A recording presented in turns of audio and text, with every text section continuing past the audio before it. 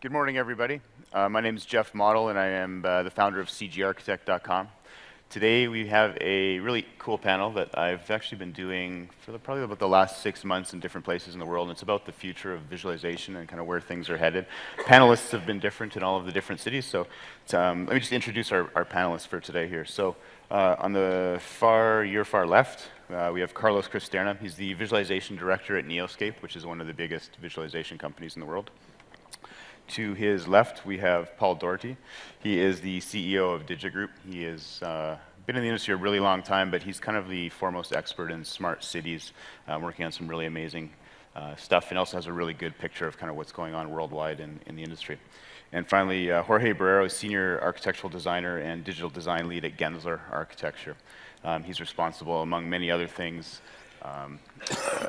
how they implement technology at Gensler, and of course myself, CG Architect. So today's panel, we're going to kind of split this up a little bit. I've got a whole list of questions that kind of fall into 4 categories: creative, future, business, and technology. I will pose the question to our panelists, and they'll kind of answer. But if any of you during the talk have questions, feel free to come up to the mics and maybe just stand at the mic and wait for us to finish whatever we're talking about, and then we'll come to you guys, because I think there's going to be some really interesting feedback.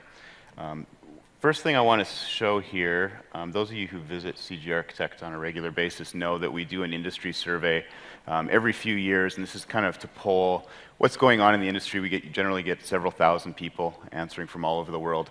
And the reason I pulled this slide out, which is one we published last week, was specifically the graph we're seeing on the left. Obviously, most of this talk today and panel is going to be about future technologies that are happening in the industry. So what we did is we asked people in that graph on the left, what services are they offering now, and what services do they think they're going to be offering 2 years from now? So you can see that things like VR, AR, real-time, I'm trying to look at the graph here. Can't read that, mobile apps and stuff. So you can see all the ones in orange, and even film. We're looking at like 23, 22% predicted increases. Obviously, we don't have a crystal ball, we don't know for sure, but this is kind of based on thousands of people's feedback. So this is kind of something that may inform our discussions today. So with that, I want to jump into the first question for our panel here. So with all the technology that you guys have already been experimenting with, maybe just sort of tell me, what things you've played with and just your initial impressions. Okay, I'll start for him. So at Gensler, I mean, we definitely try and get all the toys and test them out. We have been experimenting a lot with AR. We did a project for a client using AR. They came to us and said, hey, we want to enhance our fundraising efforts. And one person on their board happened to be very tech savvy and ran some tech companies before. And he said, hey, we want to use 3D printing, AR, and anything else you guys have in your tool set to enhance our fundraising efforts. And this was about 1.5 years or 2 years ago. And it was really the first time that, from a client perspective, there was really kind of a need. And we saw it as a real opportunity for us to say, hey, let's really take advantage of this emerging technology and see how we can start helping our clients. Because the technology itself is very cool, but finding a use for it, it's always been a little bit of a challenge. So AR, VR, with all the gyroscopic sensors and all our mobile devices, there's a lot of oohs and ahs when you use the 360 panoramas. But finding that value is still a little bit in the works. Yeah, I come at it from a little bit of a different perspective. Rather than being a professional services group, I'm the one that hires you guys. So we have to have those tools not just delivered, but then we enhance it. So, taking the world of mixed reality, AR, VR, all that stuff, that's already, that horse has left the barn, but now we're experimenting with it, right? What we're looking at is more of an ecosystem approach, especially as we start to take a look at not only what you're delivering from the digital aspect, but then what are you doing from the physical aspect, especially as a real estate development group. So what we've done is that we've taken a look at the integration of both the cyber-physical world, so that when you take a look at visualization, it actually becomes more of a functional tool rather than a pretty picture. And I think that's the big jump for what we're looking at in the future. What's going to be in the future? Well, we're trying to go Tony Stark all over the hell of our industry, because right now we are one step below the fishing industry in our expenditures with R&D. The fishing industry, right? So when we take a look at that, I think we're starting to take a look at problems and problem solving, sort of like the same way that certain urban planners are still designing cities of the past, when we should be looking towards the cities of the future and the buildings of the future. And when we do that, what we're taking a look at is new ways of functionally going through things of creative problem solving. And it's no longer looking for a budget line item that you get, dissed by the fishing industry. It's more or less saying, what can we do like this weekend? What can we do next Monday? And that's why when we came up with the AC Hackathon, it was a great way of starting to mold a different way of problem solving. That does not mean that you take 10% of your budget and call it R&D. It means let's start thinking creatively, because most firms do not have the luxury of having, Vive with Tilt Brush, which is way cool, by the way, right? And those types of tools. The majority of firms don't have that access, and thank God for things like AU here, where you can start to at least touch things, 3D printing, whatnot. But what's the next big thing? I think it's going to be this integration of not one thing, but how it all starts to sync together, and that's where our future is, I think. Yeah, I mean, from my perspective, we at Neoscape, pretty much every day try to think about what are we going to do, how do we use all of these new technologies. In particular, VR, AR, and RT, and all those things. There's nothing too new about it, but the cool thing about it is what I think most people don't realize, and our clients included, is the well, first of all, that it's not new, right? The second part is that it's just, it's a good differentiator today for our industry, or for at least for our clients at Neoscape in the real estate market, and or for architects like Jorge. But the real trick is, I think, finding a very meaningful use of it. And to your point of, it just needs to go beyond the wow factor. It needs to go beyond the oh, that's neat. And there's plenty of uses right now that are very good. Like treating phobias, or design, experience space that you're designing. If a lot of architects don't have the innate ability of visualize what they're drawing in 2 dimensions, right? It doesn't make them any less of an architect, but it's just some people have that vision, right? And being able to not have to worry about those things it's important. So I think we don't try and shoot for like, oh, this specific one or this specific one. We shoot in all directions, right? We tried all of them, and we in an effort to discover how to best use the technology to help our clients solve a problem. I think that's the stage in which the industry is at. It's just trying to find that meaningful purpose. A couple of days ago in the panel discussion that I was part of, it's the same, very simple concept to me is the aeronautics industry, pilots are trained with virtual reality. They have been doing it for the longest time, and it's the reason they do it, and they, is because they had a big motivation. It's a profit, economic profit and intellectual profit that they will get out of, using this technology. So we need to find what that profit is going to be for our clients, to be able to use it in a meaningful way and that goes beyond a video game, entertainment. Just with a show of hands in the audience, how many people right now are experimenting with VR, AR? So quite a few. And how many people who aren't currently experimenting with it have plans to do so in the kind of immediate future? So probably the rest of you. Interesting. Okay. So Carlos, to your point earlier, you mentioned that this is not new technology. I mean, even VR, you can see it going back to the 60s even in some cases. What do you think about what we're seeing now with VR and AR makes it different from when we saw it kind of rise and then fall out of favor? I mean, what's happening now that, and do you think it's going to stay? Yeah, I think it's like anything, right? It's like 3D, right? Before we had 3D Max and programs like that, only the people at MIT could do it, right? So they had the horsepower, they had the motivation that I was speaking about, and they had real plans for it, right? Then it becomes. My theory is that all of these new trends or technologies start, as something new and amusing, right? It's entertainment. It's like the very basic need that we have as humans to be entertained, and then it becomes educational, and you start using it and start discovering what it's for, or what can you do with it. And so the MITs and the Harvards and all those, big institutions or the government start funding this research and all these, and they have, big goals. And so then, like 3D Max then comes, and it's just the mass, it just becomes massive, right? So it's the computing power is affordable, and software it's more and more affordable and more easier to obtain.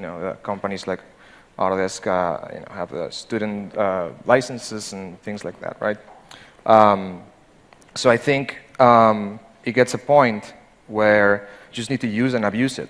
And I think that's what we're doing right now, abusing the technology to find out how to use it. So I think in the architectural illustration, from the architectural illustration perspective, the use and abuse happened just recently, and it, arguably still happens, but it's the lens flares and the hot air balloons and the Instagram-looking rendering and the birds in the sky and all sorts of unnecessary stuff.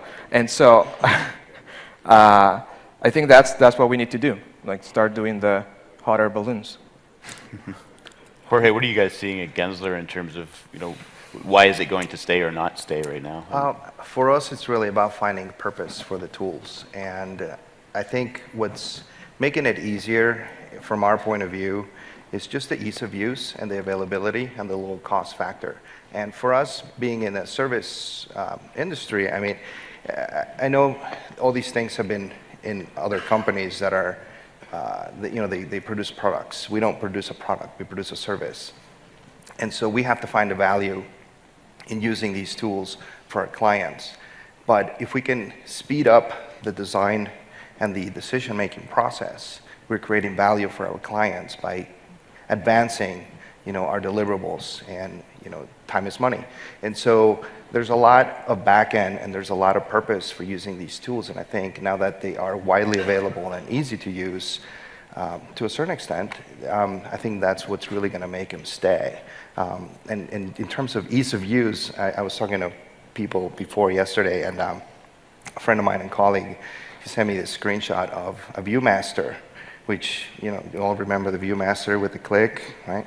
So they have a new ViewMaster. They reinvented the ViewMaster. I think it's amazing, right? It's this VR device, and they still have the wheel, but now it's an AR marker, and it immerses you into a VR environment.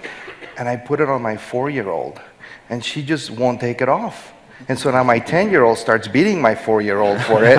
And anyway, that's a separate conversation. But my point is, if a 4-year-old can understand and get into VR and AR and be completely immersed, it's really going to be here to stay. So Jorge, you hit it right on the head, because it is about the kids, right? During one of our AC hackathons, we invited a bunch of 8 to 12-year-old girls. It was the New York City hackathon on that Sunday, because hackathons were on Friday, Saturday, Sunday, right? So for 4 hours, we asked them to come in and take West 21st Street. We gave them some photographs and said, recreate what you would like this to be in 10 years in Minecraft. And in 4 hours, they blew away what the hackers were working on, right? Because they're thinking differently. Actually, the built environment's cool to these kids because they're controlling it. Anyone that has kids 15 and under, Minecraft, right? It's like crack, right? They're just always on it. Right? Yeah. So what we're doing, actually picking up from that and from your kids, is are we building the tools to satisfy us for right now? Yeah, we need those. and to your point, break it. Use Break it and as abuse. much as you can. But what we should be thinking about is 10 years further. What is your firm, what are you going to be doing 10 years from now? Because what we're looking at is data control, the data driving visualization, because that's the thing that's going to be extensible throughout the connection back into that physical building. The way that we design is that every one of our buildings is a server. It's a server. We use a gaming platform, and we actually have the data that can be called up through that geometry that is in a geospatially perfect environment. What does that mean? Well, it means that BIM for FM bullcrap that everyone's trying to do doesn't work. That's like trying to take a screw, take a hammer. Yeah, you can put the screw into the wall by using the right tool, right? BIM's promise from day one when we were working on it with Charles River Software was to say that was supposed to be a tool for people that we don't have a profession for yet. So we've been selling it to people, and now we have BIMWash everywhere. Yeah. Because it's not a design tool. It's meant to start to take data from virtual design and construction phase, someone that knows how to put means and methods together. So for all the architects out there, I'm recovering from it. It's one of these things where you don't have to understand everything, but you better get teammates involved. The way that we like to design from the visualization and from the Minecraft way of thinking is that we bring in our sub-trades first, because guess what? They're doing the best BIM in the damn industry. They know how work gets done. So we're actually starting the process way early on with different types of minds, different types of professional thinking, so that we have an extensible way of taking that data and moving it all the way through what I have to deal with, which is after we build our cities, which we have 13 going up right now in the world, various sizes from 200,000 people to 52 million in Beijing. Now, imagine what happens when you start to take that amount of scale. We can't have BIMWash because people's lives are depending on it. Because the way that we use our data from the visualization piece first for marketing and that type of thing is to pull it all the way through and push it into things like first responders, being able to have firefighters use that BIM and being able to then use that in a virtual reality way, augmented reality, so that it comes up in their visors, that when they're in a smoke-filled condition, they can actually see at least where the door openings are and where the staircases are. And you think that's future? Kansas City's fire department's using it right now. So when we're starting to think ahead, think really ahead. Your job is not for the design and construction phase of a project. You are creating the digital DNA of the built environment. Every time you hit the enter key, think that's a cash register. And stop thinking in the AIA 1201 or where the hell forms they're using today. Those things are bullcrap. Where the real money is in data. And the visualization allows that to come alive, and it's what allows the people, the average person to touch it. So to your guys' point, follow the kids. Man, they are just wired differently, and start to think about what that future could mean. Yeah. Another way of seeing it is Niels Norgren, one of the founders of Neoscape and super smart person, told me once, we were talking about, I was asking for his advice on my talk, right? And he's like, well, this is what's happening. People are filming plays. You're using it wrong, right? So when film came along, people were just shooting like this, one-point perspective of the, what was known, the known method of entertainment. And you're sitting there, and there's a stage, and then there's a story being told in a certain format. There was no editing. There was no, right? So that's like, oh yeah, that's true. I mean, thanks. And that was really it. That really opened my eyes to basically realizing that, to your point, we're really screwing this one up, not looking in the right direction. But it's just part of the process. We have to go through that process. We have to give it a shot, and because there's the only way you're going to be able to find a proper use of any tool is to find its bounds, its limits. If you guys could, use your crystal ball, and not thinking about current limitations or what features that the existing AR and VR and real-time solutions have, if it could work exactly the way you would want it to and deliver, what would that look like for your clients? What would that deliver? I don't think I'm too worried about the way, well, you weren't really necessarily asking about what it would look like, if whether it looked like nice or not, right? But I guess, I don't know. I still want it, I still every day want to think of, a way that we can use this to, benefit everyone. I still yet to see something that tells that or a spark or a kernel or just an idea that tells me, and maybe I'm just, narrow-sighted or something, but it's just, it's very difficult to answer that question. I would love for it to be easy. It's not easy. I mean, it's easy for some people, for some of us, and many hands said they do. You can do it, absolutely. But in an environment like the one we have at Neoscape, where it's a very fast-paced industry, driven by the real estate industry and the architecture industry. I mean, you know how that is. It's super fast. So there's no, R&D per se. Right? You just run, and throw punches and hope they land. For me, I guess the way, so going back to my kids, my 10-year-old, she wants to be an architect. We're working on it. Anyway, so for me to think about her going to architecture school in 10 years, what's it going to be like for my 4-year-old to go to architecture school in 15, 20 years? I mean, for me, in our profession, when we're designing, I feel like we waste a lot of time dealing with the wrong things. And by that, I mean we spend time dealing with data we shouldn't be dealing with, taking a model from one application to another, waste of time. I mean, really, it's those little things that take away from what we're really trained to do and what we really want to do. And so for me to look in the future, and maybe it's not 10 or 20, maybe 30, 40 years from now, it's really having all those things out of the way. And it's having a model, a virtual built environment that can directly talk to a fabrication environment. And everybody participates in one data set for decision making through the design process from concept all the way through completion.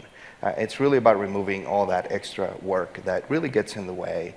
And so my efforts really are in trying to get those barriers down. And for me, being sort of on the receiving end as a user from all the applications that are out there, I really try to help connect the dots as much as I possibly can and say, hey, that company should be talking to that company, and that company should be talking to that company, because that's when the barriers are coming down and it started consolidating. Not that we'll ever have, I don't know, I guess idealistically we'll have one application, but it's not really about a program or a software program. It's really about an environment that people can experience and have everybody that participates on a project, and we're talking about hundreds of people, access the same data.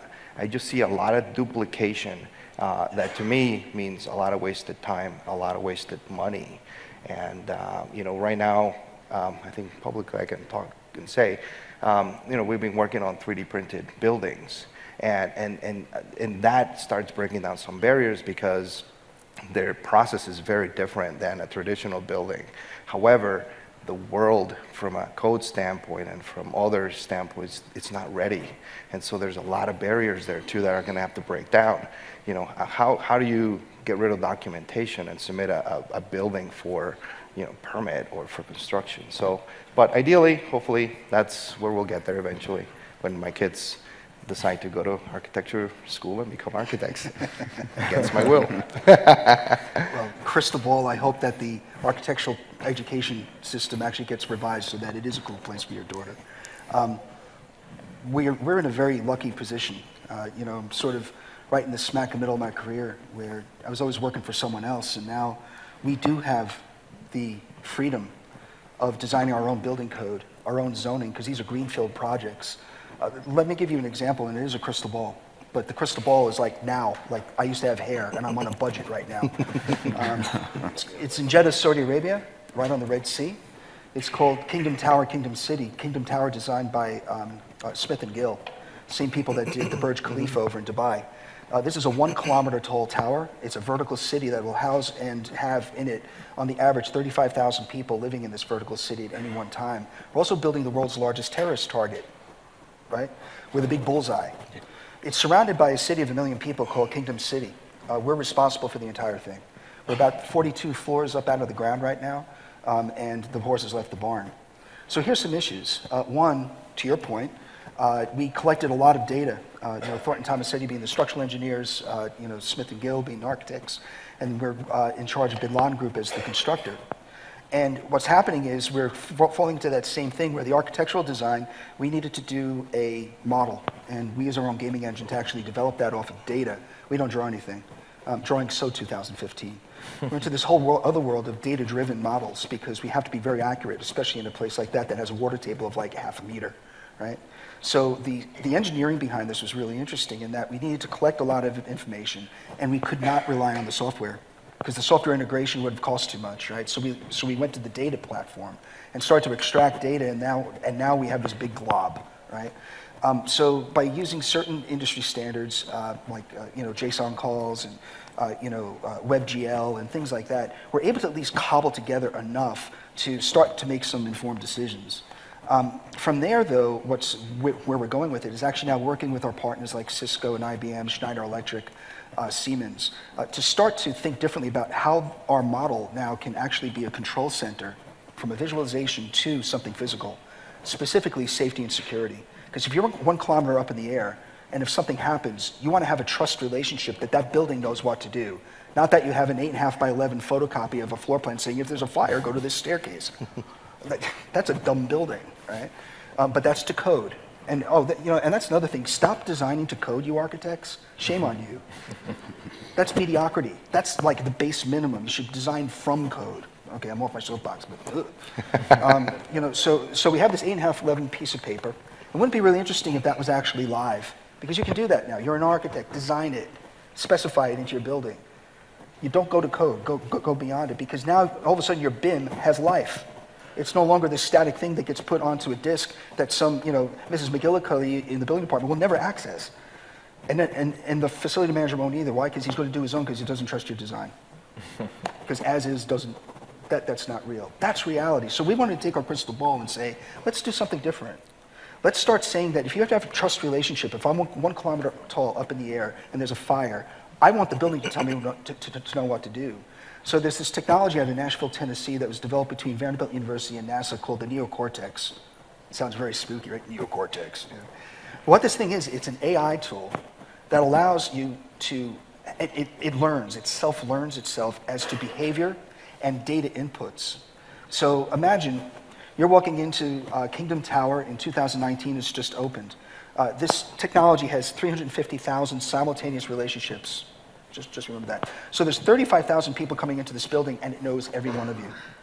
It has its security and its safety features already built in because it's the building Siri. Building Siri. And that's what we've developed. This allows you to understand that it'll look at your facial recognition, have empathy for you, because it just looked at your calendar, and you were supposed to be on a date last night, but you got stood up because it read your text message to your friend saying, I'm really disappointed. It sees that you're a little disappointed. Guess what? Flowers are already on your desk by the time you get to your office. That's real. That's How about cash? It's a little scary. Cash? No, well, in our case, it would be a bottle of whiskey, but that's another thing. But these things don't sound like, oh my God, how cool is that? But at the same time, it's a very necessary thing. This is part of our safety and security protocols that have to be put into place because we're designing things that have been designed before. So now let's start taking our technology as designers. The digital DNA, you guys are the gods, and start to think differently about how you incorporate that. Just one last example. We're putting up a really cool development just north of Guangzhou in China, in between the new airport and the central business district. It's a city, once completed, will be the size of San Francisco. It's a joint venture between the Singapore government and the Chinese government, and we're the project planners and builders of this thing. We needed to think differently about how do you bring people to a city that doesn't exist, right? Because cities have always been organic. It was a trading port, it was on a river, it was on a coast, and it organically grew. But what happens when you drop ship a city like they did in China the past 10 years, when you build it and no one shows up? 16 cities made for 1 million people and above that are the ghost cities of China. So we have to think differently about, well, what's going to keep people there? First of all, attract them there, and how do they start to fall in love with that piece of dirt? Because that's what we do, by the way. All this visualization stuff, we're trying to increase the value of a piece of dirt. That's your primary objective. So if that's the case, what do we do with the size of San Francisco to try and attract people there? We started to go to the effects of visualization on the psyche of people, storytelling. It's the greatest thing visualization does, is that storytelling mechanism. So through our gaming engine, we created a mascot. It's called Green Dragon Lake, is the one part of the development of Guangzhou Knowledge City. And what we've done is we've created this really cute dragon that is now part of a Saturday morning cartoon series. Start to get into understanding sustainability and green. Not like you're a tree-hugging, Birkenstock-wearing freak. No. It's just meant to be, here's what it means to have a behavior that's sensitive to your environment. Without saying that, in other words, the stories, all the cool things, get the kids involved. Because guess what? In 18 years, when that development is fully built out, those are the people that are going to be buying property. So think ahead about what your visualization can do. It's not just about the cool factor about selling something now. It's about selling the idea into the future. And when you start to do that, things like sustainability aren't these separate things, which when I was going to architectural school, this stuff like LEED and green and blah, blah, that was called good design. So let's get back to good design and forget about all the crap that you put up on your plaques with LEED Platinum, which really doesn't count. It just looks really good. So get back to what it really means. Let the visualization start to tell the story. And that's what we see as the future.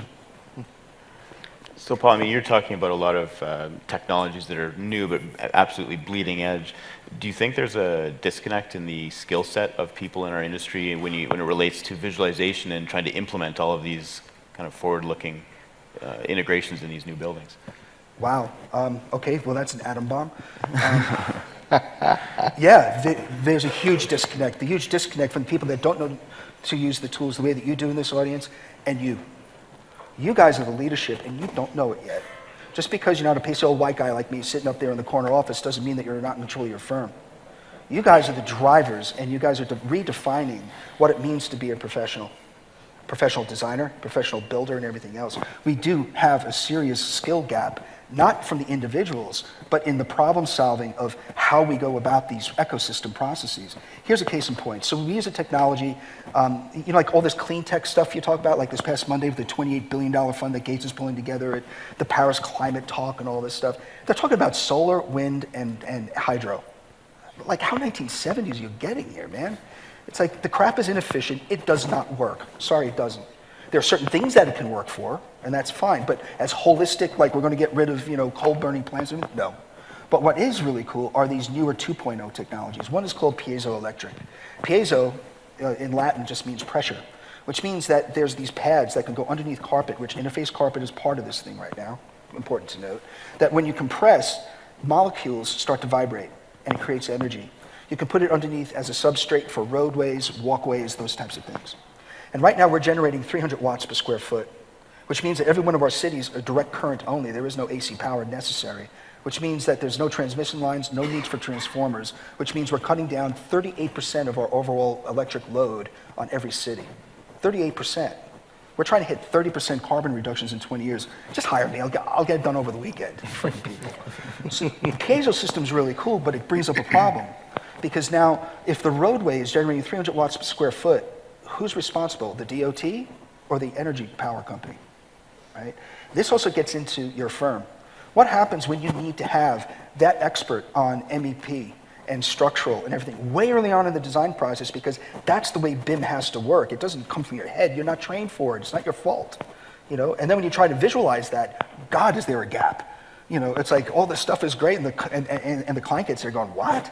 It kind of represents it, And it's a real shame, because I think in certain cases the visualization actually outdoes the reality when it should be the other way around. It should be driving that. So yeah, the skill sets, Jeff, we're at a point right now, an inflection point. From this Autodesk University moving forward, when you go back to your offices, you got to rethink your career. Because right now, we are no longer in that old world. Yeah, you're getting paid, but for how long? Stuff is happening out there on a global scale, and there are certain parts of the industry globally that are rethinking what it means to be an architect. And it's not about the AIA documents. Those things cover your ass, and that's how you get insurance. But if that's your business, get the hell out of the way. That's no longer what's cool. What's cool is what the kids are working on and how we start to make over the next 5 years, a new professional. In certain cases out in the field, I can actually see, and we are seeing, companies that are coming up with mobile solutions job site tech, all sorts of groups like that that are saying there's going to be a construction information manager that is going to be this router for all this data, specifically as stuff comes up out of the ground. And that's going to be the most important person on the job site.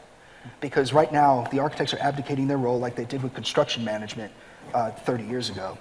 So all this stuff is happening. Architects aren't going away because someone needs someone to sue on a project.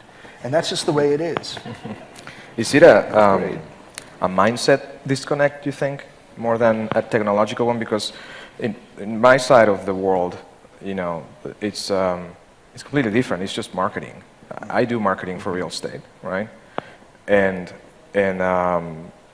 But I just want to, you know, everyone's point, I just want this thing to be like a pencil. You know, I don't want to worry about the freaking thing. You know, I want to just be able to use it and be done with it. But that's why I ask you, is it I think it has to be. It can't be the same. It won't be the same tools. It won't be the same goals. Deep inside, it will be the same goal if it's to be, you know, to look further in the future and come up with something new. Oh, Carlos, you hit it right in the head. It is a mindset. 1998 AIA National Convention, I think it was in Denver. Sitting up on a panel, and Jim Kramer from Design Intelligence, Greenway Group, was up there. And he asked a very similar type of question. Is this a mindset issue as CAD was coming out? You know, I believe that was just about in time for, that was 12 for Windows. Freaking bomb that was. Anyway, but what was interesting was they were saying, what happens when you have the tools of one generation that are fundamentally different from another, and the tools will affect how you produce things, yet you have people that are in charge saying, you've got to do this, you've got to have your details this way and everything else, when they're using details that they've been using for years and they think it's right, but when you go out in the field and actually ask the subtrade, he goes, yeah, we keep on getting this crap, but we just do it our own way. This is the way it really works. Yeah.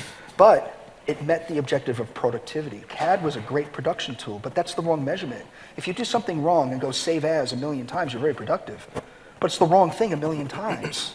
So it's about efficiency and effectiveness, and that is the mindset. We're into a world now where the world of designers, both architects and engineers, are coming face to face with the reality that what they've been taught is now irrelevant for what is asked for in the market. And it's not going to be me, it's not going to be just you guys saying, oh, you know, we're going to be different, we're going to just rename, you know, our profession, or a new profession is going to come out. It's going to be driven from someone outside the industry. We're starting to see that with Flux, right? Flux, Gensler. And one of the cool things about what they're doing is that's freaking Google. Google. And guess what else Google has? Nest. And guess what else it has? It has autonomous vehicles. So you start to see a pattern here? Don't be surprised. Crystal ball, that huge groups like that, be it a Siemens, Intel, Cisco, Google, Yahoo, nah, not Yahoo, but other groups like that. Poor Marissa. So, you know, there's this whole world out there saying that we have the data. If this is a data-driven industry, and we're a $1 trillion industry in the US alone in both residential and commercial, wow, and we're an underserved market. Don't you think that that's an opportunity to hop in there? Back in 2002, I was part of a consulting group that went in with Compact Computer. They looked to sell themselves. And the last two bidders were HP and Centex Homes of Dallas. Now, imagine if Centex would have won that bid for Compact Computer, which was also Houston bound, that instead of putting computers into a plastic box and putting Compact on it, you take all those components, put it into a home, and put Centex on it. What that would have done 20, 30 years ago would have fundamentally changed our mindset, to your point. So as buildings become computers, we're now starting to see that there's going to be a lot of people looking in on our industry saying, holy cow. Right now, CBRE has an entire group that we just learned about that is now all about smart cities and smart buildings. It's about time, you facility management group. But at the same time, they are now acquiring JCI, Johnson Controls, and everything else. There's a difference happening out there. It's not going to happen from within. It's going to happen from the exterior. Just prepare yourselves, because you may be working for Google and not even know it. I think it's integration, right? It's in the past, and all of these tools that we use today were developed to solve one and only one problem. And the convergence is happening today, right? And these last couple of decades where then just you can do so many things with one thing, and then they start like looking around and see, well, how does what this does affect the next one and the next one and the next one and the next one. And I think that it's the further we go into the future, I mean, tomorrow, like you said, right? Go back to your office and just question what you have been doing for the past 20 years, you know? And assume that it's already old and dated and that there's a better way to do it, because there always is. And it's not that it's just better and it'll be different, it's that it just evolves. It's just this, you know, good vicious circle of development and integration. Yeah, I mean, we're creatures of habit, and it's really hard to break habits. And you know, how many times you grab a piece of fruit and you take that sticker off, right? It's a pain in the neck. I just eat it.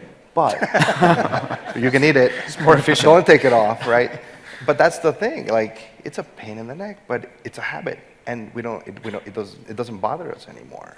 And so when you start thinking of something that simple and all the things that we do every day, we're really doing a lot of bad habits, and it's really hard to break them. And so it's really kind of like start removing, you know, think of all the habits that you do and say, what if I didn't have to save all the time? What if I didn't have to do this or that, right? Move geometries, et cetera, or, you know, just all those habits are really inefficient. But it's interesting you talk about the intelligence of buildings, because on this 3D printed building that we're doing, somebody asked the questions like, well, how are you going to know if something breaks if it's embedded in the building? And so, you know, well, you have to make the building intelligent. So all the systems in the building have wearables, for lack of a better word, right? They have sensors that will tell you where there's a problem for water, electricity, anything. You know, so we have a lot of wearables now. Our built environment has a lot of wearables, but they're going to have to start talking to each other, and hopefully it'll start getting rid of some, I don't know, some of those bad habits, so we can start interacting with our environment a little bit better. You mean my refrigerator is going to have an Apple Watch before I do? Probably, it probably already does. But I think it's really just about you know, a comfort, you know, and a better life for people, right? I mean, it's really just about whenever I guess I was asked about these, you know, 3D printed buildings and the scales that we were talking about, right? It's not building one. The whole point is to build a lot of them. And my first thought was, look, I'm not going to worry about the building, but I'm going to worry about the communities that are going to be created out of these new technologies into the construction industry. Because to me, that's really the most important part. You're going to have a lot of people come together because of a technology, but how are you going to make that community a viable community? And so it's really these bigger questions that you have to address, and then you kind of get back into the smaller, you know, element and the task of, okay, now let's design a building that can help be part of an ecosystem to create a better life. So yeah, I mean, it's the future. We're talking about the motivation. Yeah, right? yeah, Is right. the true motivation behind doing something versus the, you know, nitty gritty of like, Right. make Or sure the you make it economic- fast because I only right. have $10 to do this. Exactly. Right? Right. So. Are there any questions? The next section I want to kind of cover is a little bit of the creative side and use of these technologies. So maybe just walk up to the mic there. Good morning. Terrific so far. I want to introduce a notion that maybe takes us in a slightly different direction. What you've been talking about so far has struck me as the visualization of intended design, the ability to kind of like evaluate and persuade the thing that you want to happen as a preconception. And with the computational power that we have available now and generative capacity, I want you to kind of comment on how you're applying this to evaluating things that are unintended and ways to, in a sense, preconceive and pre-experience, different ways to go, both as the immediate first pass within the design sequence, but then also being able to pre-experience how things might change 20 years after completion. The transformation capacity of a design becomes a criteria, as you say, for the vitality of a community. So, let you go with that. Well, Paul, you've... So I'm friends with Peter Beck and a whole bunch of folks that are working on computational design. Very, very cool concept, right? scares the bejesus out of most architects because it's like, hit the easy button, instant hospital, right? That's one aspect because that's intended, you're right. I'd love to have another button called human button. Let's screw it up, yeah, because that's what we do, we're still human, right? I don't know if there's a real simple, soundbite to answer that because it's actually a thought process that I think the industry needs to really have these types of open discussions about that and have those different viewpoints put into play because the simulation part of it is something that we have to work on all the time, but it's very specific. It has parameters. It's security. It's safety. It's okay. Let's do an environmental impact study without using a spreadsheet or Word, and let's do it 3D, which then helps people understand that quicker, especially city council people. Right, and that's another thing. What's always pissed me off is every Sunday paper has the real estate section, and most developers put like the floor plan of what your new condo is going to look like. Do you know that 98% of the people don't know what the F they're looking at? Is that a toilet, Myrtle? I don't know. Why aren't we doing that with 3D? I mean that's you make more money doing that for the real estate development companies than you would with architectural design, right? So yeah, there's that real issue of what is the human experience, right? Of course, we like to come from our perspective saying that we want things to be delightful. We're working for the ruler of Dubai, Sheikh Mohammed, and he came up with a really cool idea about like this idea of smart cities. To your point, you start small and then you can scale, and then what is that scale? And around this time last year, he said Dubai will be the smartest city in the world for the Expo 2020. We're going to showcase to the world so that World Expos are no longer just big commercials. We want to be more like Paris with the Eiffel Tower or Chicago, right? Which were always in people's psyches. That's what an expo should be. And people went nuts. The transportation authority went nuts, and all these people, they hired all these smart cities experts. Meanwhile, trust me, there are none, right? I'm one and I'm not one, right? So they hired all these high-priced people, McKinsey and Accenture and all this stuff, and they spent a lot of money and they went crazy. This past March, he had a cabinet meeting. He said, stop all the hiring. He goes, you guys are going crazy. You're not getting anywhere because you're not in alignment, especially experience-wise. Because the transportation group's going, we're going to put sensors up here and CCTV cameras here, blah, blah. But they weren't working then with the other groups that they could actually start to gel that together. He goes, listen, a smart city should make people happy. And this is part of our initiative, 1-5-1000. So this is his Kennedy moonshot speech. He said, your number one goal is to make people happy. You're going to do it in 5 years. I want 1,000 ideas from each one of the departments, and then we start to collaborate. It was like, that's a good leader, right? Saying, boom, boom, boom, now let's start doing this for real. And I think we should be doing that more and more and more. I mean, if I go to one more AIA convention and talk about, bull crap, why aren't we having it as a workshop? I don't want to be talked at, I want to talk with people. That's just the way it is in this industry. All the alphabets, the ACEC, AGC, EIEIO, it's the same old thing. Which is why, coming to, an event like this, by the way, it's my first AU. Hey, I'm a rookie. Freshman. Thank you. Yeah, right?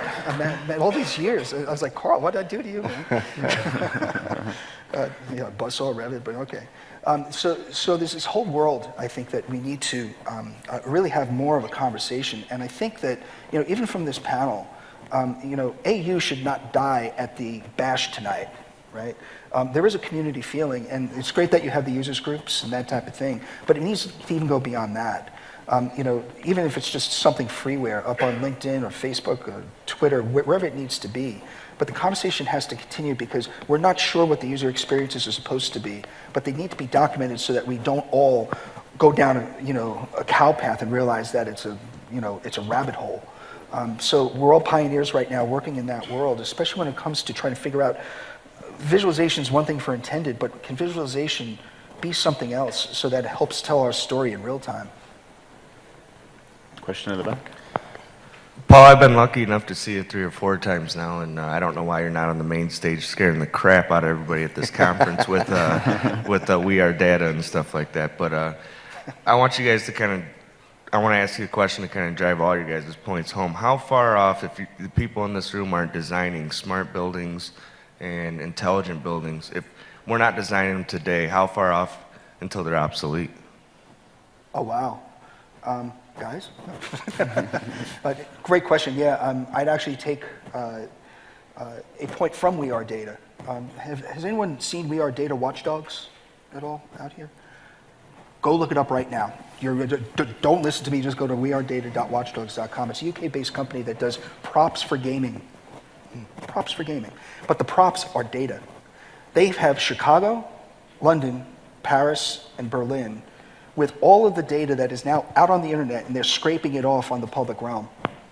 And then what they do is they place it into a geospatial map. So right now I can show you exactly who's posting up on Facebook and what they're posting.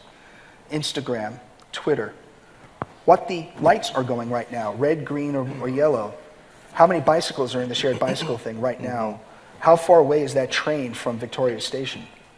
You can look up right now, and that's the props that they sell to the gaming community to make things like World of Warcraft London Edition real. I want to know what it was like last Tuesday, and everything in there comes alive. That's a really, really cool way of starting to say, what are we missing? Because the gaming industry never had that before, but the gaming industry is becoming the movie industry. Everyone knows that, right?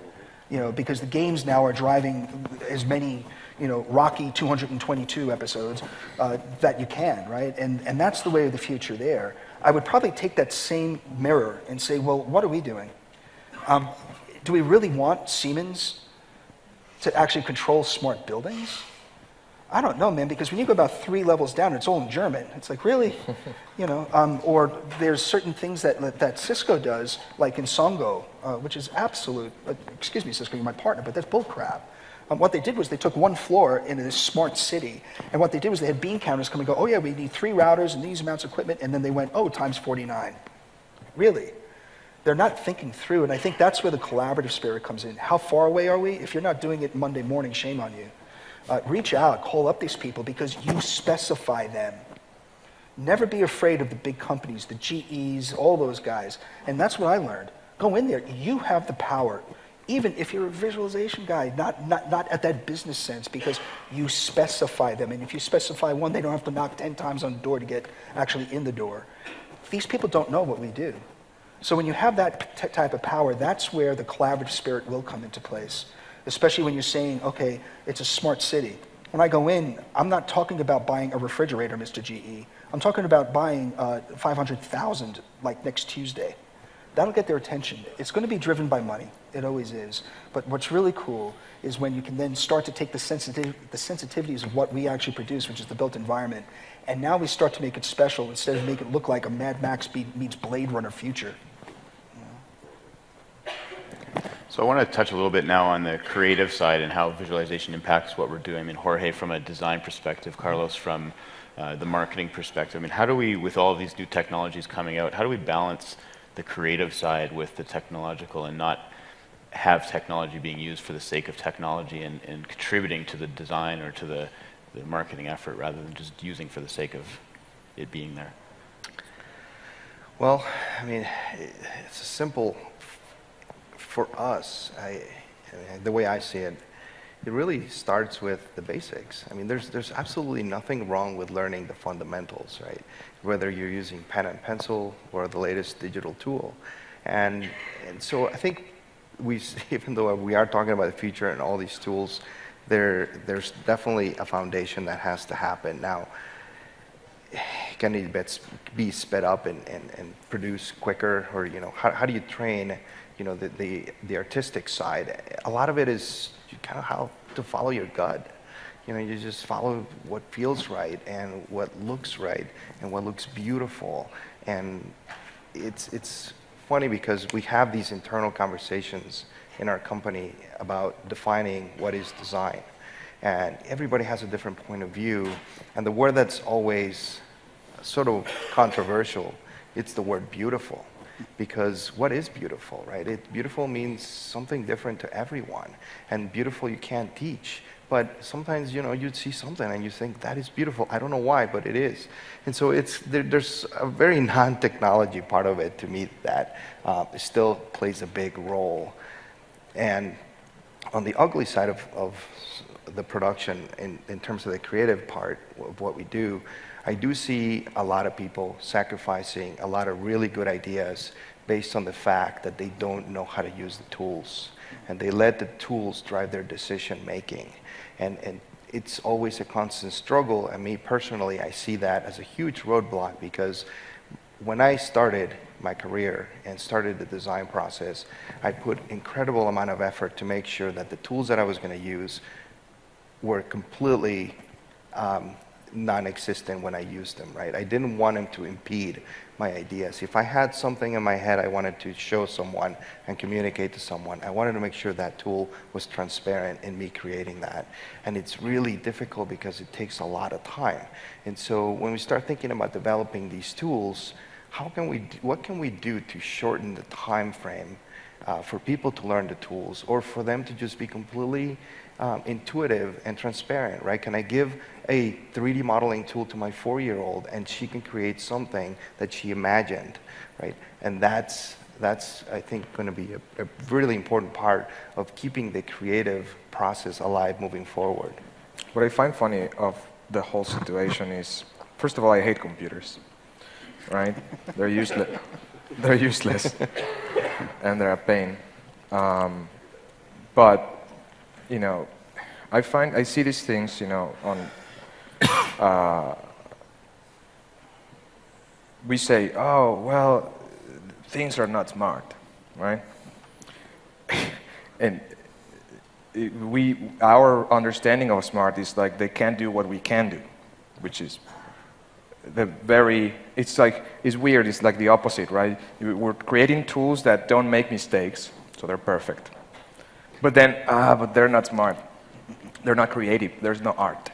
There's no decision making, and that's just it's feelings. It's abstractions. You were talking about it, right? So, I find it very interesting. If you guys noticed the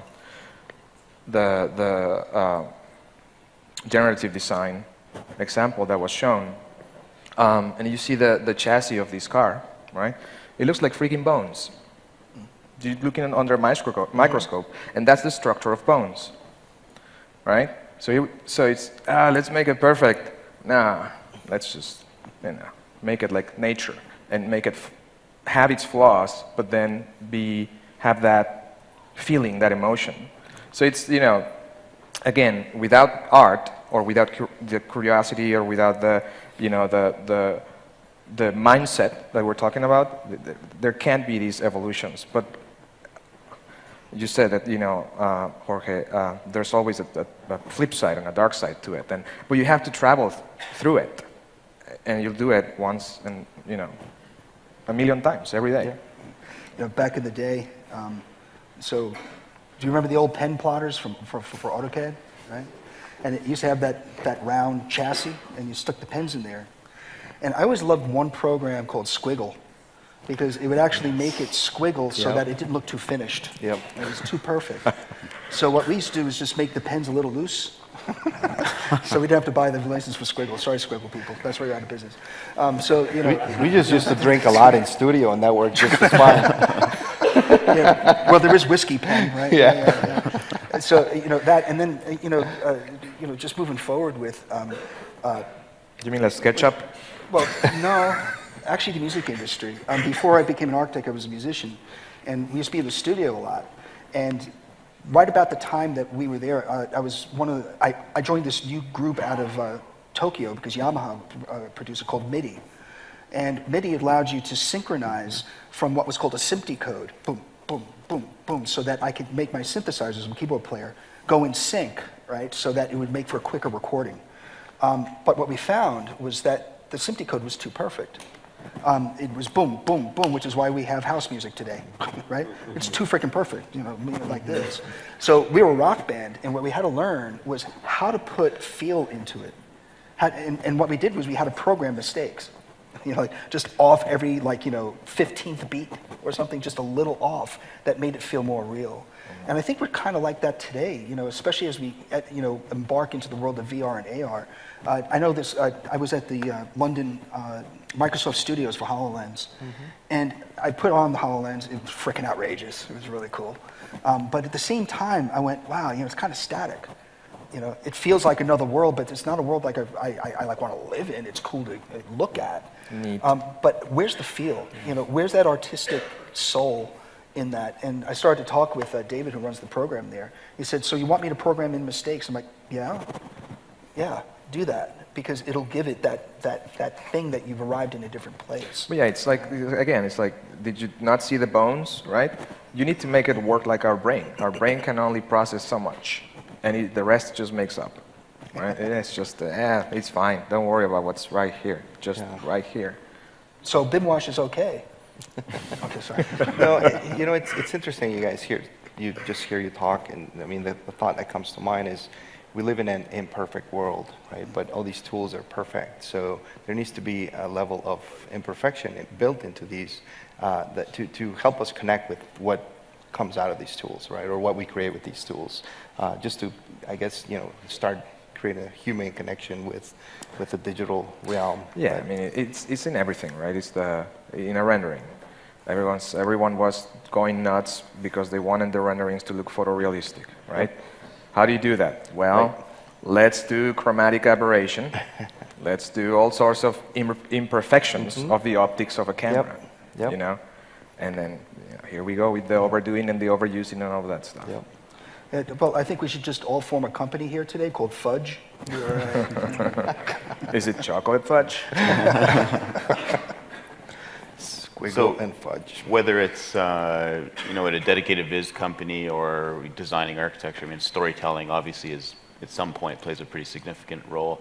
How does these technologies play into that? Do we change the way that we storytell? Obviously, with something like VR and film that we're usually traditionally using, our viewpoint is always the same. We're controlling focus, but when you no longer have control of that focus, how does storytelling change when we start using it? Well, you said video games is becoming Hollywood, and that's true.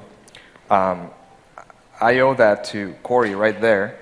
One day he told me, get an Xbox, dude, and you know, get Gears of War, and you know, to me that's like the perfect example of the very first time I played a video game, and I was part of the story, a story that seemed like a movie with drama and with fear and with all these emotions and action.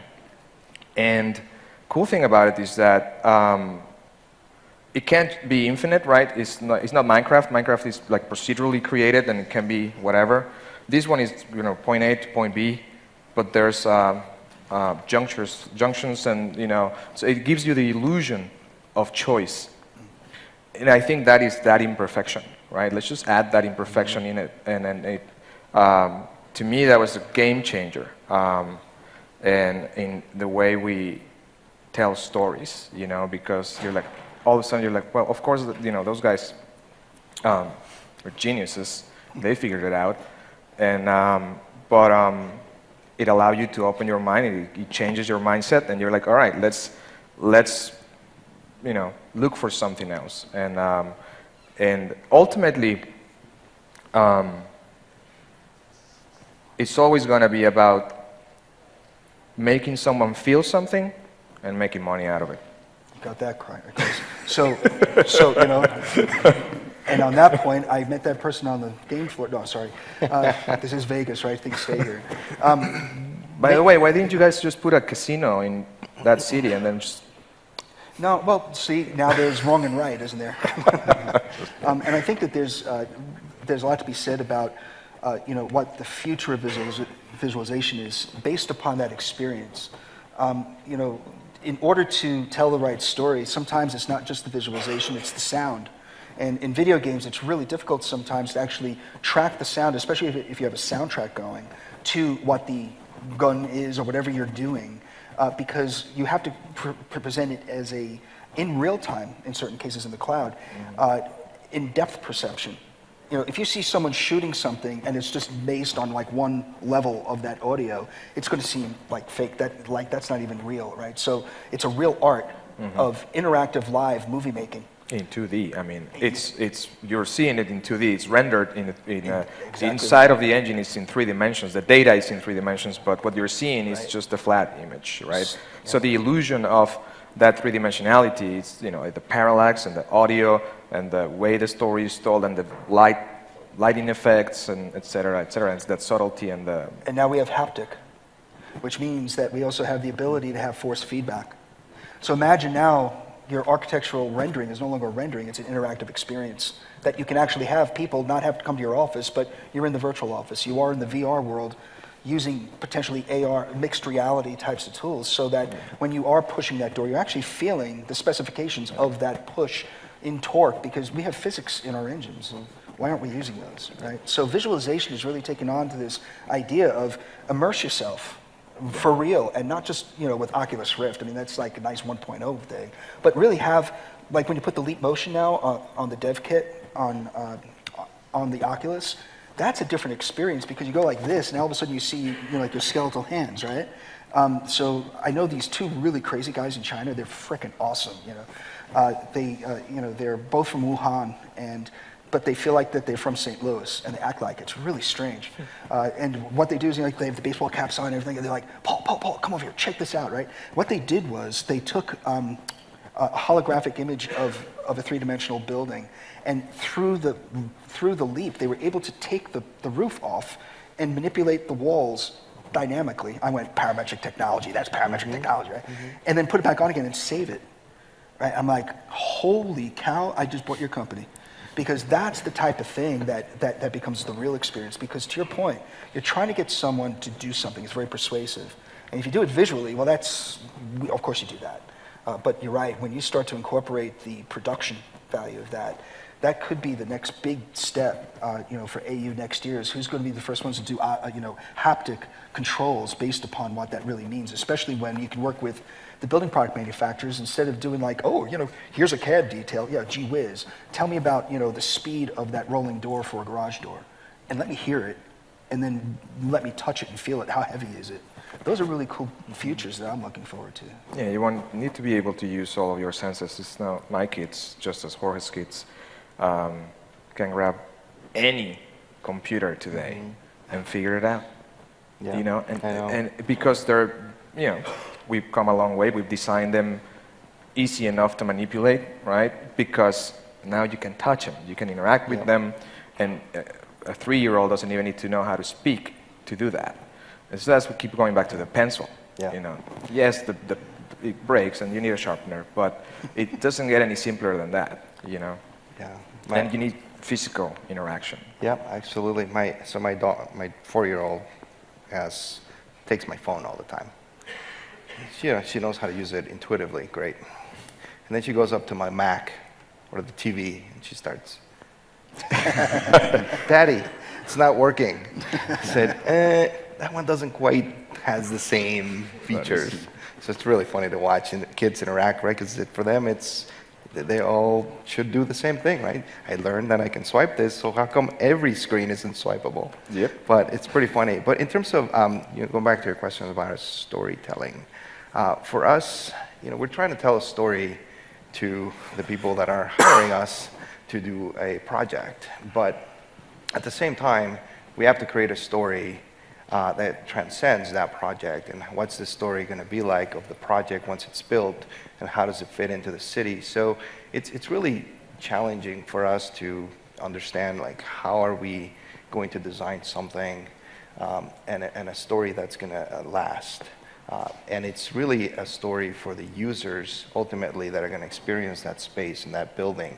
And that's really the ultimate, that's really our audience or our clients. That's who we're working really for.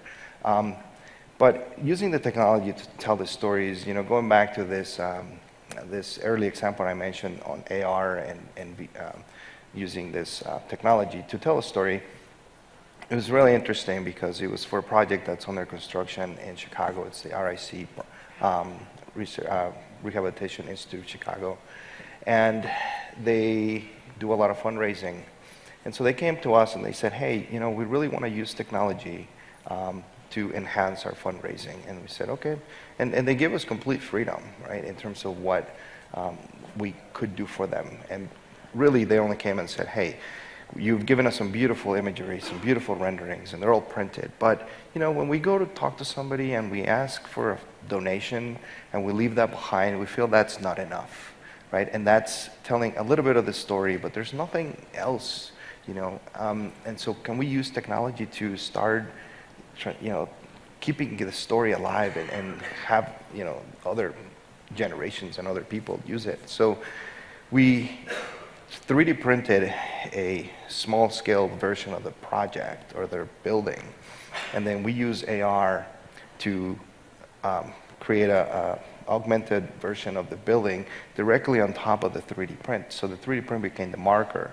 And then we pushed the app. We gave them, actually at the time, we gave them a coaster that they could download an app and download the model onto it. And for them, it was interesting because, once, the best part when people use AR is when they look at it and then they go, whoa, right? So we actually went around the office and filmed everybody, and we had it's like a blooper reel of everybody just like, whoa, it's pretty funny. But once you get past that point, it's like, okay, well, what's the AR doing for you? And that's really where, we find it challenging in terms of keeping, using the technology to go beyond and provide information. But, compared to 3D print, we could update the models for them so they could see progress of the building, right?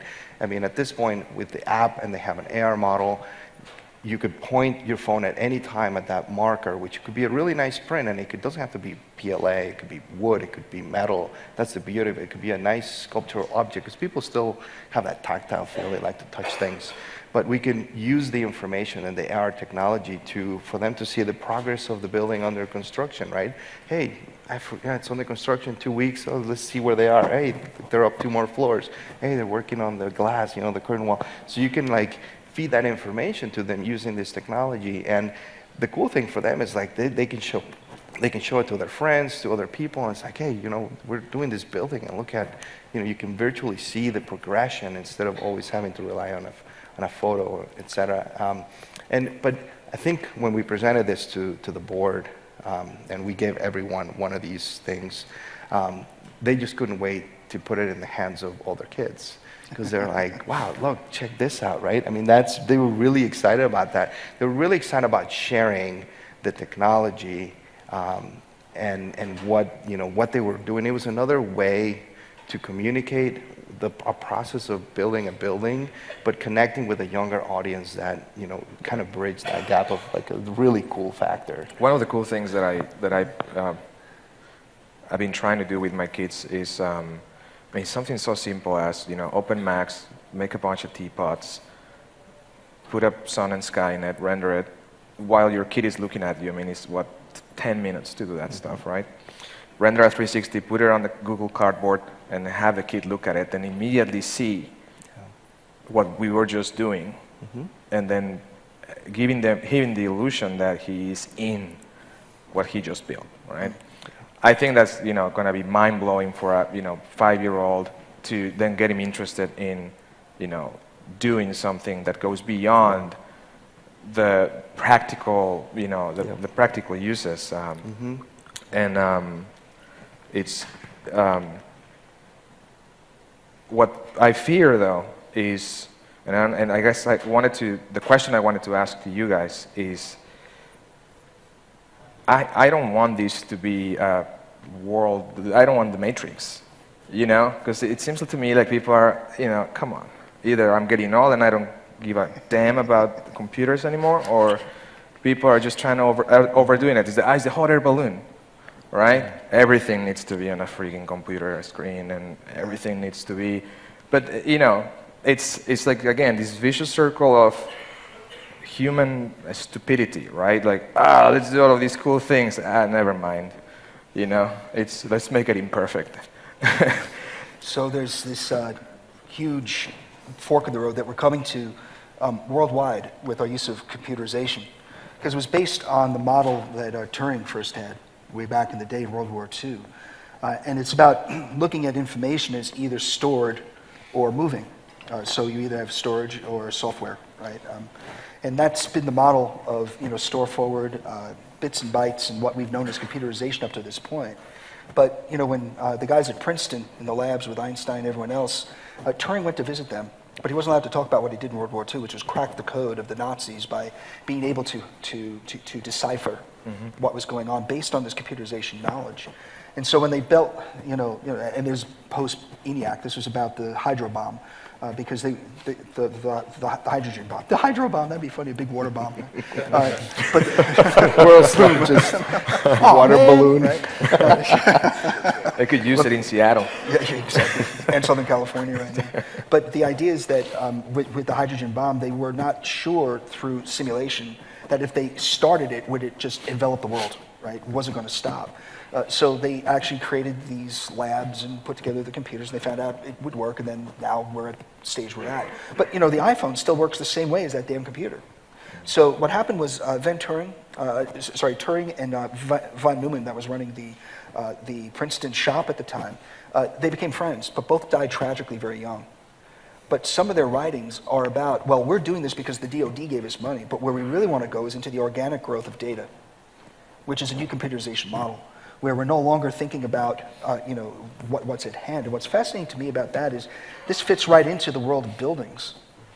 Because if you start to take a look at the metaphor of having to look at a screen, of being involved in the matrix, because it's a separate thing, what happens when it just becomes part of the built environment itself, where it is not a separate thing, but it's a, and you know, people are like, oh, parallel universe, and I'm going to be, you know, the matrix guy. Not really if I'm in reality. You know, but what it can do is it starts to enhance things that humans can't do. So for instance, the way that we have our city right now in Dubai working is that we have 6 buildings up out of the ground so far. There's going to be a forest of them, but we have 6 operational.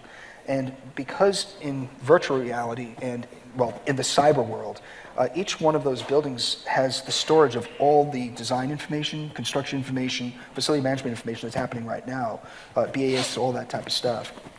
Because that intelligence is in there, we, in the cyber world, actually connect those buildings together. So we've created the Internet of Buildings. That's really what it is. Now, how useful is that? Well, for instance, IBM has a technology that was originally used in Oakland in a high crime area called ShotStopper. It's a series of microphones that go up around high crime areas so that when the shot rings out, the officer that can get there earliest is given, well, the shot came from this angle. At least it's a start, right? Where they're going with it now is to actually put it into a 3D model to say it happened on the 2nd floor. So you can start to, you know, sharpen the sword a little bit. What we're doing is saying, all right, we have that in place, but there's CCTV cameras, there's automated lockdown, lockout procedures to lock doors and that type of thing. How about this? A gunman comes in, shoots, understands where they're from. The buildings all recognize where it's from. This happens in microseconds. All of a sudden, they understand where his face is, goes through the thing. Yes, we've identified this person. He goes into this particular foyer, captures him. That's before the policeman's even alerted that there's an issue. That's how... I also don't want Minority Report. Sorry, it's there. So, well, and that's the world of iBeacons as well, right? Right now, you go into Westfield malls in Australia, and they do have that. Yeah. Where if you have an iBeacon with an iPhone, it knows who you are and say, hey, Paul, you know, your shoes look a little worn out. Why don't you come in today? So, yeah. Because I'm a hipster. Yeah. Right? Well, that's why I go barefoot. I look like a hobbit. Yeah. But the idea is that you try and create situations that can do things faster than humans for the protection of human life. That's primary objective number 1. All the other stuff is Hollywood.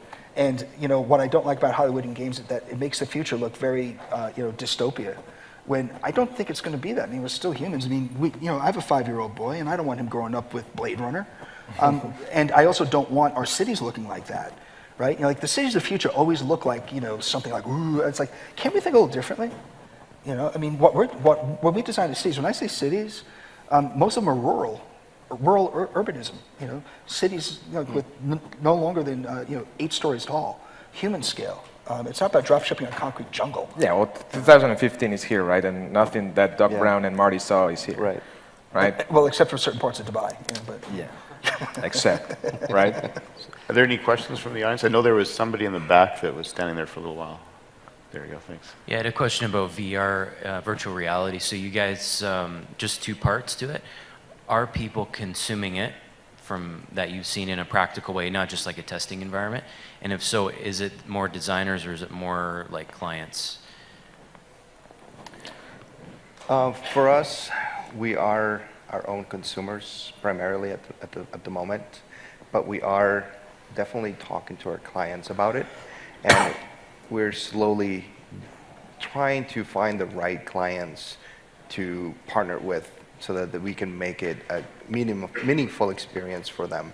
I don't think we've seen, we're not taking the approach that every client that walks in the door is a candidate for VR. There's many variables that could go wrong and make that sort of a failure for us. But we're definitely heading that direction. But we are spending a lot of time internally to put the right tools and the right processes to make that a meaningful experience for some clients and eventually all clients. But we're really strategizing how best to deliver that. Yeah, and for us, it's, again, you don't want, client comes, right now all clients want it, right? That's because they all think it's new, and because they've seen it, and they've seen it here and there, and then maybe a project did it, and well, that building has their app and all that stuff. I want one because they need their competitive edge. But I think the real value from our point of view is just another tool, right, to serve a purpose to our client. And for instance, we were doing a bunch of tests recently, and we wanted to do a bunch of examples of 360s that were pretty easily made with 3D Studio Max and V-Ray. And it was like, oh, let's do this residential unit. It's awesome. It's already all lit, textured. We modeled the whole thing, so it shouldn't be a problem. We do it. We put it on the Google, on the whatever the name of the thing is, and then Rodrigo, the Chief Creative Officer of Neoscape, puts it on. He's like, man, this unit looks small. Well, it is pretty small. I mean, and then we're like, oh, wait. Maybe we should never sell these to that particular client. Let's just keep doing the rendering with a 10mm lens that makes that unit look like this room, right? And that's, then I thought of an example, the opposite example of a client of ours a client of a client of ours who just couldn't get it. There were 20 renderings, there was 3 animations throughout the process, the design process of this particular building. And the guy was like, I don't get it. I just can't see. It's not that he didn't get it. The guy's the CEO of a large, company. He's not dummy. And he was, he felt he wasn't really seeing it until it was built, right? And if I knew this, a couple years ago, I would have very quickly done all of these renderings like this. And literally, I mean, it's already there. I can still do it, and I'm actually already doing it because I already have the whole model of this building. And it's the complete opposite of this residential unit that I was telling you about, because this building, there's no other building in the world like it, period.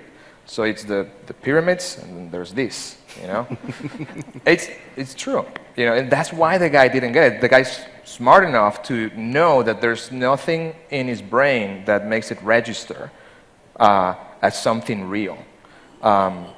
Another big example of that same project is we were doing a water simulation for it, a very large water simulation for it, which we are not experts on, but it's always fun to play with the physics of the water simulation.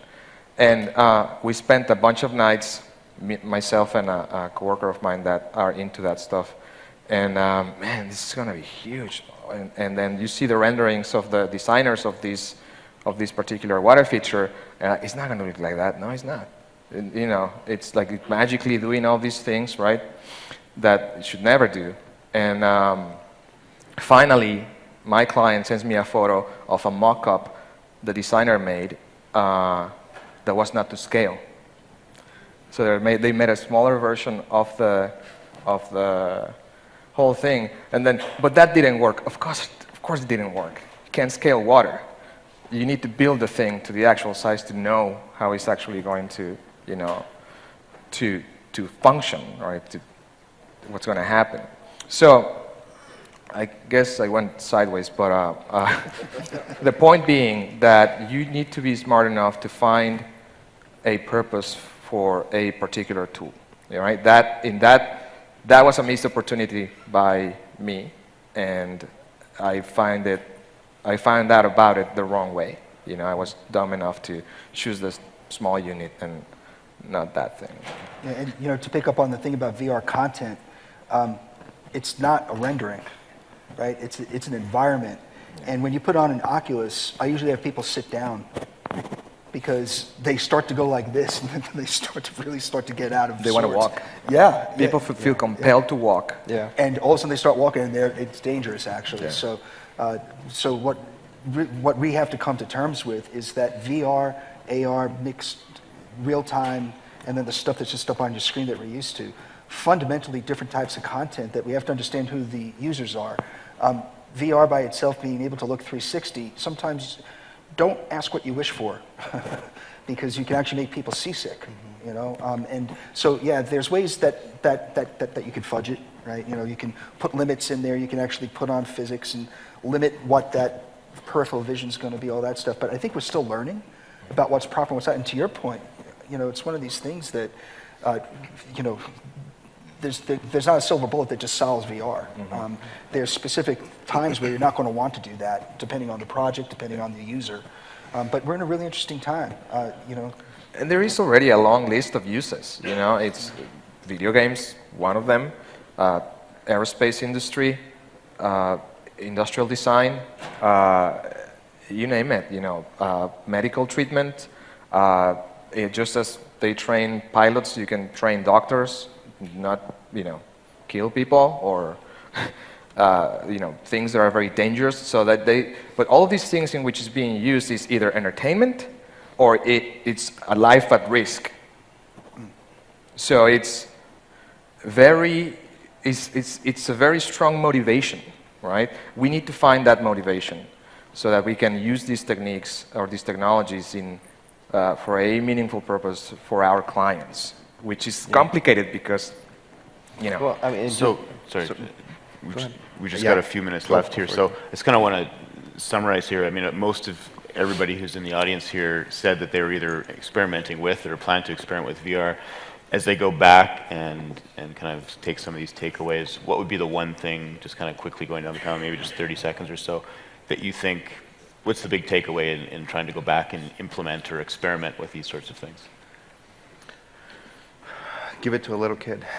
See what they do with it. Just watch them. Let your kid figure it out? Just really, honestly, see what they do with it. Don't tell them what it is. Don't put any perceptions or expectations, and see what happens, right? I really love the way that, you know, a fresh mind looks at new things. We're bad creatures of habit. Find someone that has no habits and see what happens. From a more practical standpoint, I would say when you're looking at VR, from my perspective, I think a huge thing that it brings to my design process is the understanding of scale, which it's something that there's no tool that out there right now, no visual, nothing that outputs anything that tells me exactly how it feels, how big it feels, other than VR. So I think there's a huge potential there. Absolutely. I have nothing. Give it to him. No bad habits. Clear mind. I think my philosophy, if you guys can take it as a takeaway, is everything that I learned to do the hard way. Meaning, I did not go to a book. I didn't go to any preconceived notion of anything. I learned 3D Max on my own the hard way. I learned to play the guitar the hard way, and to then later go and read a book and be like, oh, what do you know? You know, I was doing it kind of all right, but the way I was doing it was what felt right, you know? And I feel like you guys should just do that, you know? Just push the buttons, see what they do, push the boundaries, explore as much as you can, and we'll find some way, and if you can, then your kid will. Or Jorge's kids. Agree. You got our final minute there, Paul. Oh, great. Batting cleanup. Bring it home. Move fast and break things. That's it. Move fast and break things. You're doing nothing wrong. To your point, the tools are there to be broken, because guess who they were made by? Software engineers. right? They're not you. They're looking for that feedback. The best things we've ever done with the software that we've created They do have hearts. is actually because we listen to the users afterwards, and they're using it in a way that we never even thought of before. And I think that that's the real takeaway here, is to move fast and break things, and then report it back to our friends at Autodesk. They're looking for that. If you're not feeding it back, they're not getting it. And then we blame them. It's you, every one of you. So good luck out there. It's a brave new world. And that's just not a catchphrase. This is the most impressive and amazing time ever to be in our industry, because right now, there are no rules. Make them up. I'd like to thank our panelists for coming in from all over the world. I know Paul flew in from across the world just for here, and he's out again to Dubai tomorrow. So thank you all for coming, and I hope you have some valuable takeaways. So thank you very much for our panelists.